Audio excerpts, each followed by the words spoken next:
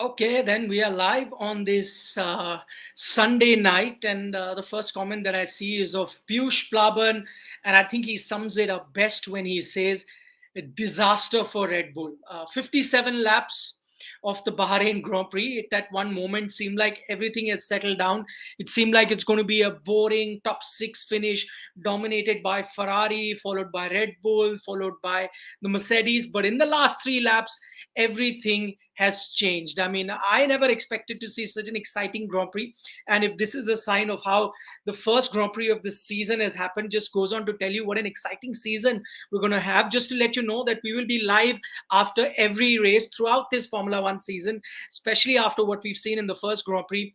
We all know that the last season probably was one of the most exciting seasons in Formula One for a very, very long time.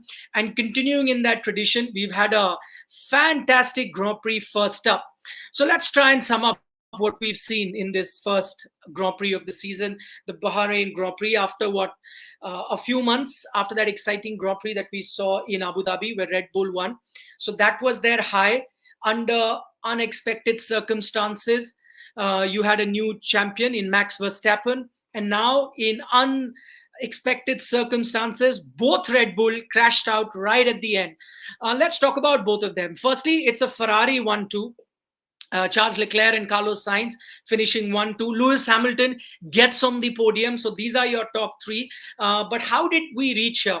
For most of the race, if you didn't see the race, for most of the race, it seemed like settled. It was a Ferrari, it was a Red Bull, Ferrari, Red Bull, and then the two Mercedes of Lewis Hamilton and George Russell. That's how it stayed. You had three pit stops of all the teams, and nothing much was changing. It's only towards the end there were reliability issues for Red Bull. So, firstly, Max Verstappen, before the safety car came out, we knew that there was something wrong with Max Verstappen. And one thing that we've seen with Max recently is that he gets very perturbed, he gets very worked up when something goes wrong to his car, and that's exactly what happened today as well. So there was a sign, but then the safety car came, so you thought maybe that was just a bit of worry that he may have had, and sometimes mechanical issues tend to sort themselves out, so you thought maybe it'll be sorted. But once the safety car went in, the start was very good for the Red Bull, and Max Verstappen was actually challenging for the lead also against Leclerc, but then everything went downwind from there. In in what may have happened with Verstappen, we got to know, hearing from his team radio, there was nothing wrong with the battery. So nothing there. Maybe it was an engine issue, because just after that, you had his teammate also spin around. And what was the issue on that front? What we're getting to know, what may have happened with Perez.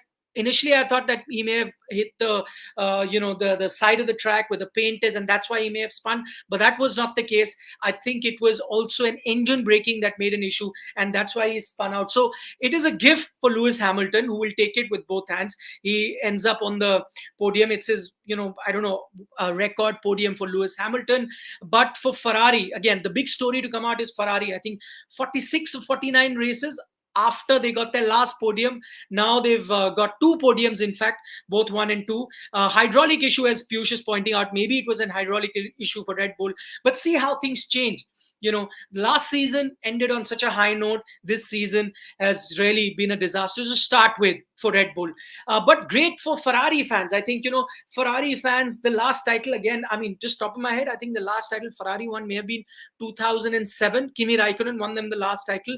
And from there on, it's been downhill for Ferrari. It's been an era that is dominated by Red Bull. Braun came in the middle, then Ferrari is dominated.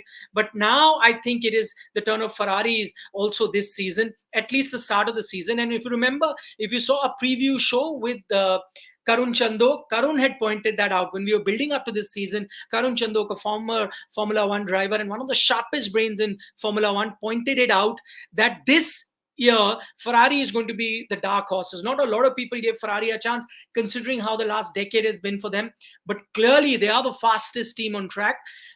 Between Red Bull and Ferrari, the pace may have been same, but one thing that you could make out after seeing this first race, that the Ferrari is much better on its car in terms of the tires. So there was more tire wear for Red Bull compared to Ferrari, and that's always great. Mercedes is clearly lacking in place when you compare it to the top two contenders, that is the Red Bull and Ferrari. So Mercedes is far behind. You heard from Lewis Hamilton ahead of the start of this race. He said, no, there's a lot of work that needs to be done in the car. And keeping that in mind, I think he'd be happy that he's got a podium. He got lucky because of reliability issues with both the Red Bull, whether it was Verstappen or whether it was Sergio Perez. So he'll take it right now. That is not to say that this will continue for the season, as we're used to in Formula One. Things tend to change as the season progresses. Teams tend to develop their cars, and usually that starts happening when the season moves to Europe. Cars then tend to catch up, and European teams tend to do well. Then we'll have to wait and watch what happens with Mercedes. But at the moment, the pecking order is clear in terms of pace. Ferrari are number one. Not only are they quickest, but they are very good on their tires as well. That augurs very well for them, because then they can go with multiple strategies going forward.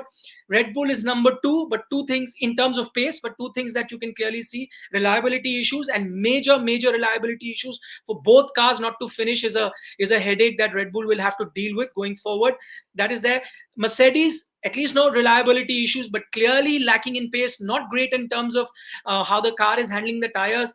It was surprising to see that initially the first few pit stops, where both teams, that are Ferrari and Red Bull, went for soft tires, Mercedes chose to go with harder tires. That tells you that they're not confident with how their car is handling the tires. But the other thing that really stands out in the first race of the season is that you are going to see a lot of overtaking. We knew this, that because of the rule changes, the dirty air, which used to affect the driver that was chasing another car for a long time, the dirty air would affect his tires and made overtaking very difficult, and there was a lot of tire wear.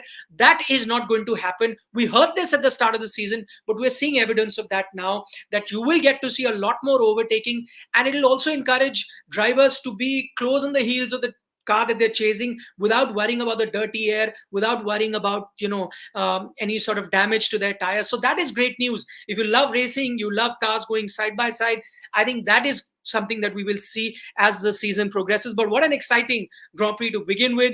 Just to sum up, great news if you're a Ferrari fan, and I think it's great for the sport. Ferrari, in terms of their legacy, in terms of their fan base, you wanted someone like a Ferrari to be there, fighting for titles. That is what we're going to see.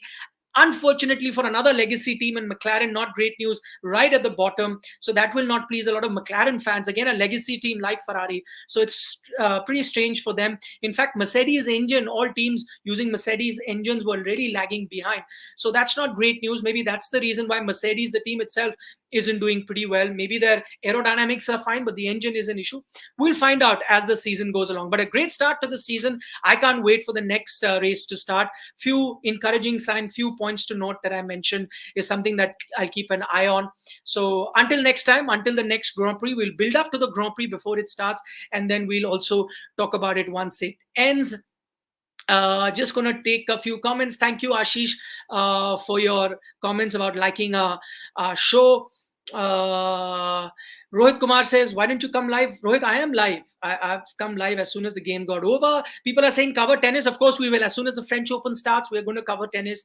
We will be covering a lot of Formula One on Sports Today. Also remember badminton. The game is on Lakshya Sen. We're going to be live right after that as well.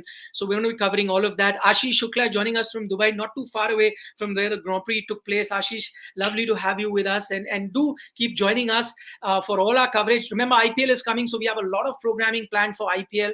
So IPL, Formula One, tennis, as you said, all of that we will be covering. But this video in particular was about the Formula One race, the Bahrain Grand Prix, and what an exciting Grand Prix we had.